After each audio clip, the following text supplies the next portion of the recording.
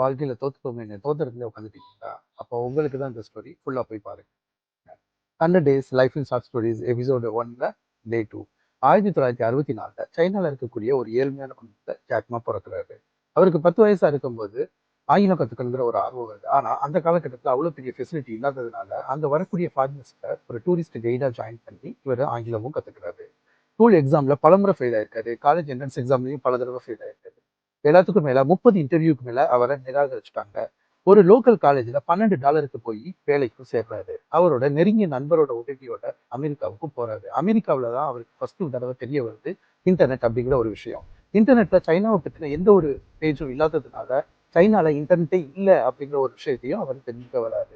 இந்த இன்டர்நெட் தான் வருங்காலத்தோட ஒரு மிகப்பெரிய ஒரு அட்வான்டேஜா இருக்கும் அப்படின்னு நினைச்சிட்டு அமெரிக்கால இருந்து திரும்பி வந்ததும் அந்த இன்டர்நெட் மூலமா ஒரு சைனா பேஜ் அப்படிங்கிற ஒரு பேஜையும் கிரியேட் பண்ணி அவர் பிஸ்னஸை ஸ்டார்ட் பண்ணுறாரு. ஆனால் அந்த பிஸ்னஸும் கொஞ்ச நாட்கள்லேயே லாஸும் ஆயிடுது.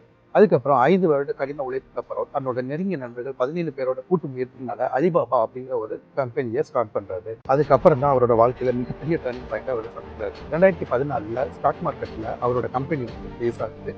ஐபிஓல உலக வரலாற்றிலே முதல் முறையா $25,000 மில்லியன் அவர் வந்து ஃபண்டை ரைஸ் பண்ணி கொடுக்குறாரு.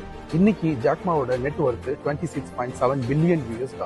ஸோ ஸ்கூல்ல பலமுறை ஃபெயில் ஆயிருக்காரு, காலேஜ்லயும் பல தடவை ஃபெயில் ஆயிருக்காரு. 30 இன்டர்வியூல அவரை நிராகரிச்சிருக்காங்க. அந்த ஒரு மனுஷனாலேயே இவ்வளவு தூரத்துக்கு அவமானங்கள், தோல்விகள் எல்லாத்தையும் சந்தித்த ஒரு மனுஷனாலேயே இவ்வளவு தூரத்துக்கு வர முடியும் அப்படின்னா நம்மளாலையும் வர முடியும்.